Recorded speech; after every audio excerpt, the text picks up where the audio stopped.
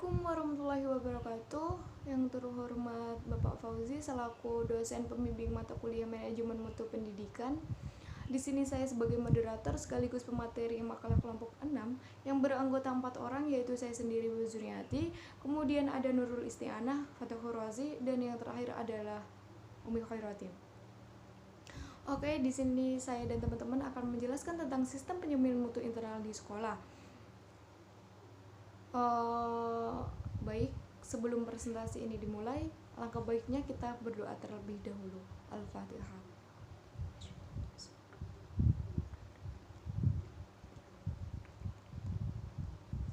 Selesai. Semoga presentasi kali ini bisa berjalan dengan lancar walaupun ada sedikit hambatan, tidak bisa bertatap muka secara langsung. Langsung saja, di sini saya dan teman-teman lainnya akan menjelaskan mengenai 4 rumusan masalah. Yang pertama yaitu menjelaskan pengertian dari sistem penjaminan mutu internal di sekolah itu sendiri. Kemudian yang kedua menjelaskan tentang bagaimana tujuan dari sistem penjaminan mutu internal di sekolah tersebut. Terus kemudian menjelaskan tentang bagaimana elemen-elemen sistem penjaminan mutu internal sekolah tersebut.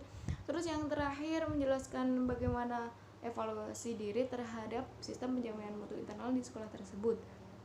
Baik, langsung saja di sini saya akan menjelaskan mengenai 4 poin. Yang pertama yaitu menjelaskan tentang pengertian dari sistem penjaminan mutu internal di sekolah tersebut. Sistem penjaminan mutu internal ini merupakan suatu komponen yang dilakukan oleh satuan pendidikan yang melibatkan seluruh komponen-komponen pendidikan tersebut. Agar dapat melakukan penjaminan mutu, maka sekolah wajib membentuk sistem penjaminan mutu internal di sekolah. Dari pengertian dari sistem penjaminan mutu internal sendiri adalah kegiatan perencanaan, pengembangan, pengendalian, serta pertanggungjawaban secara horizontal. Pertanggungjawaban secara horizontal ini adalah pertanggungjawaban yang dilakukan oleh seluruh warga sekolah. Jadi, warga sekolah ini harus ikut serta berkontribusi atau berperan aktif dalam meningkatkan mutu pendidikan. Baik, dalam melaksanakan sistem penjaminan mutu ini, pendidikan juga harus menekankan beberapa prinsip. Jadi ada beberapa prinsip yang kita akan jelaskan, yaitu yang pertama, mandiri. Jadi sistem penjaminan mutu internal ini dikembangkan dan diimplementasikan secara mandiri oleh setiap satuan pendidikan. Terus yang kedua, terstandar. Jadi sistem penjaminan mutu internal ini menggunakan standar nasional pendidikan yang sudah ditetapkan oleh Kemendikbud maupun satuan pendidikan yang sudah terstandar,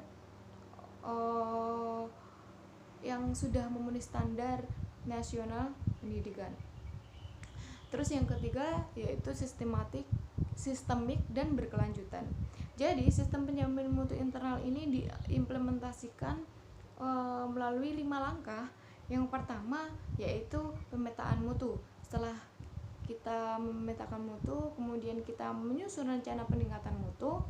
Terus setelah kita merencanakan, kita melaksanakan pemenuhan mutu. Terus setelah kita melaksanakan, kemudian kita mengaudit atau mengevaluasi terhadap pemenuhan mutu tersebut. Terus yang terakhir, kita menetapkan standar baru yang dilaksanakan secara berkelanjutan dan membentuk suatu siklus. Jadi yang pertama pemetaan mutu, kemudian menyusun rencana, kemudian melaksanakan, mengevaluasi, dan yang terakhir menetapkan standar baru.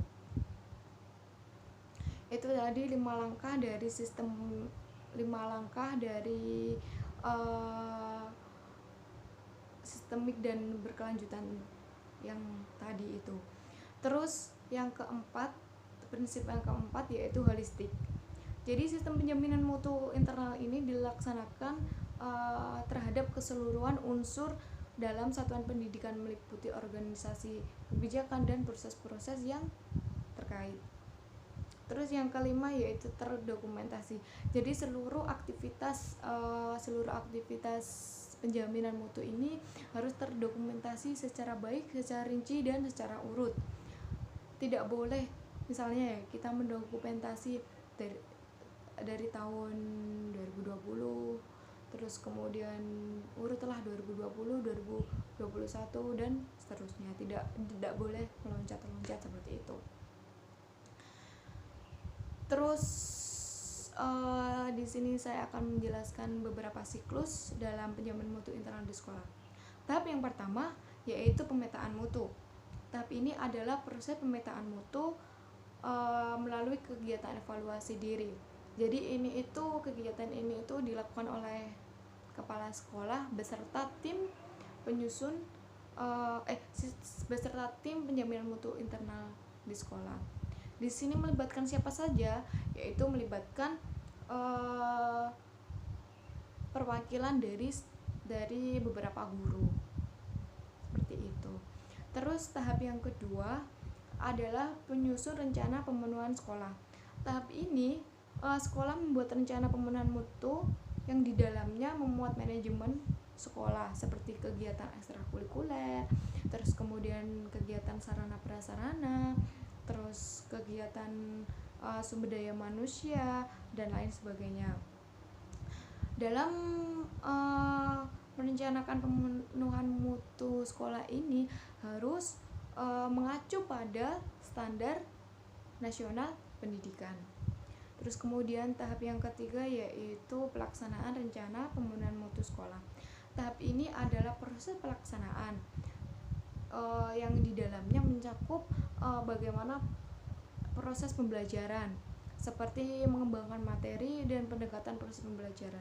Jadi di sini itu siswa itu dituntut aktif, bisa berperan aktif dalam pembelajaran dan bisa menciptakan serta mengembangkan iklim belajar yang baik di pendidikan tersebut, di lembaga tersebut. Terus yang keempat, yang terakhir yaitu mengevaluasi. Belum yang terakhir, ini baru yang keempat. Ada 5 tahapan kan. Yang keempat ini adalah evaluasi pelaksanaan rencana pemenuhan sekolah. Hal yang dievaluasi secara umum dilihat dari aspek manajemen. Terus kegiatan ekstrakurikulernya itu bagaimana hasilnya, dan proses pembelajaran itu bagaimana hasilnya, baik atau tidak, bisa memenuhi standar nasional pendidikan atau tidak. Terus apakah siswa itu bisa tampil aktif, kreatif, dan bisa berperilaku perubahan anggota di sekolahnya. Terus tahap yang kelima yaitu penetapan standar baru. Tahap ini merupakan penyusunan strategi baru yang perlu dilakukan jika sekolah belum mampu atau belum bisa mencapai standar nasional pendidikan. Berdasarkan strategi sebelumnya dengan tujuan pemenuhan SNP, dan untuk sekolah yang telah mampu, SNP dapat menciptakan standar mutu baru di atas standar nasional pendidikan. Jadi untuk melakukan untuk menyusun sistem penjaminan mutu internal di sekolah ini harus melakukan beberapa siklus yang sudah saya jelaskan tadi. Sekian itu yang bisa saya sampaikan mengenai poin yang pertama, yaitu pengertian dari sistem penjaminan mutu internal di sekolah. Kemudian selanjutnya akan dijelaskan oleh teman-teman saya. Seperti itu. Cukup sekian presentasi dari saya. Apabila kurang paham bisa ditanyakan nanti di sesi tanya jawab. Baik, sekian dan terima kasih. Mohon maaf apabila ada kata-kata yang salah maupun kurang berkenan di hati kalian semuanya. Wassalamualaikum warahmatullahi wabarakatuh.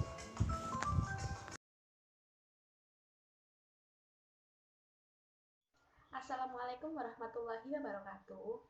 Di sini saya akan menjelaskan tujuan dari sistem penjaminan mutu internal yang ada di sekolah. Apa sih tujuan dari sistem penjaminan mutu internal di sekolah?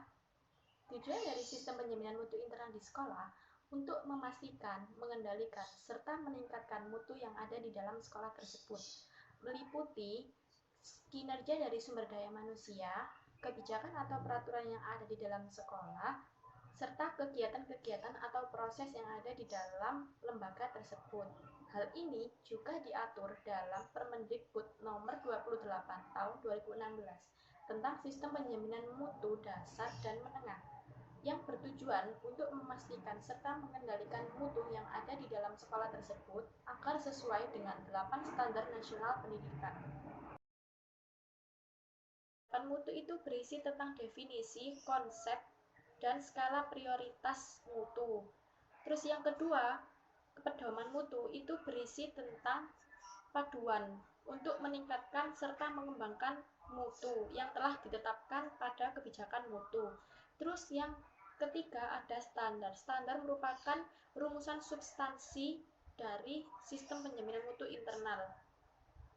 Jadi standar ini digunakan untuk memberikan batasan atau standar yang harus dipenuhi sesuai dengan 8 standar nasional pendidikan.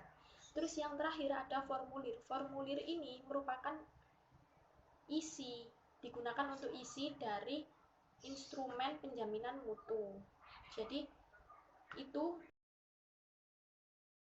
materi yang keempat yaitu evaluasi diri dalam penjaminan mutu internal di sekolah. Evaluasi diri adalah evaluasi internal yang melibatkan pemangku kepentingan untuk melihat kinerja organisasi secara komprehensif berdasarkan pencapaian standar. Evaluasi diri dilakukan untuk mengetahui, menyadari, dan memahami hasil evaluasi diri yang mana yang dapat digunakan sebagai landasan pembuatan program kegiatan yang sesuai dengan visi dan misi yang diharapkan. Jadi, evaluasi diri memerlukan umpan balik dan tindak lanjut tentang apa yang perlu dilakukan. Dalam satuan pendidikan, evaluasi diri biasanya disebut sebagai EDS atau evaluasi diri sekolah, yang mana bersifat internal dan melibatkan beberapa pemangku kepentingan untuk melihat sejauh mana kinerja sekolah berdasarkan SNP atau Standar Nasional Pendidikan untuk digunakan sebagai penyusunan RKS atau Rencana Kerja Sekolah dan RKAS atau Rencana Kerja Anggaran Sekolah dalam rangka peningkatan mutu pendidikan secara konsisten dan berkelanjutan. Adapun tujuan dari EDS ini yaitu menilai kinerja sekolah berdasarkan SNP, kemudian mengetahui tahapan pengembangan pencapaian standar nasional pendidikan sebagai dasar peningkatan mutu pendidikan, kemudian sebagai penyusunan RKS atau RKAS sesuai dengan kebutuhan nyata dalam pemenuhan standar nasional pendidikan. Kemudian ada pula manfaat dari EDS ini, yaitu sekolah dapat mengidentifikasi kelemahan dan kekuatan sekolah sendiri. Kemudian sekolah dapat mengidentifikasi peluang untuk meningkatkan mutu pendidikan. Kemudian menyediakan informasi dan data dalam pembuatan perencanaan dan pengambilan keputusan serta pembuatan perencanaan anggaran pendidikan. Kemudian sekolah dapat mengidentifikasi prioritas kebutuhan dalam memenuhi sarana dan prasarana. Sekolah dapat mengidentifikasi jenis dukungan untuk sekolah. Kemudian sekolah dapat mengidentifikasi pelatihan dan program pengembangan lainnya, serta sekolah dapat mengidentifikasi keberhasilan sekolah berdasarkan pencapaian standar, yaitu SBM dan SNP. Nah, dalam melakukan evaluasi diri sekolah ini, sekolah biasanya menggunakan instrumen EDS yang terdiri dari 8 standar pendidikan, 8 standar nasional pendidikan, yang meliputi standar isi, standar proses, standar kompetensi lulusan, standar pendidik dan pendidikan, standar sarana dan prasarana, standar pengelolaan, standar pembiayaan, serta standar penilaian. Kemudian setiap standar memiliki komponen. Nah, setiap komponen memiliki beberapa indikator yang memberikan gambaran dan informasi kinerja sekolah. Kemudian deskripsi indikator harus berdasarkan bukti fisik dalam pemenuhan standar SPM dan SNP, yang mana deskripsi ini memudahkan dalam penyusunan rekomendasi. Kemudian selanjutnya yaitu tahapan pengembangan, yaitu menunjukkan posisi sekolah. Seperti tahap pertama yaitu belum memenuhi SPM, di mana sekolah masih banyak memiliki kelemahan dan banyak memerlukan perbaikan. Kemudian tahap yang kedua yaitu sekolah memenuhi SPM, yang mana kinerja sekolah memiliki kekuatan dan kelemahan, namun masih perlu banyak perbaikan.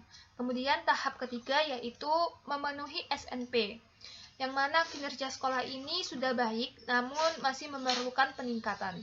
Kemudian yang tahap keempat yaitu melampaui standar nasional pendidikan atau melampaui SNP, yang mana kinerja sekolah ini sudah sangat baik dan melampaui standar. Dan yang terakhir yaitu tahapan rekomendasi, di mana sekolah ini harus melakukan perbaikan pada setiap indikator yang dianggap lemah.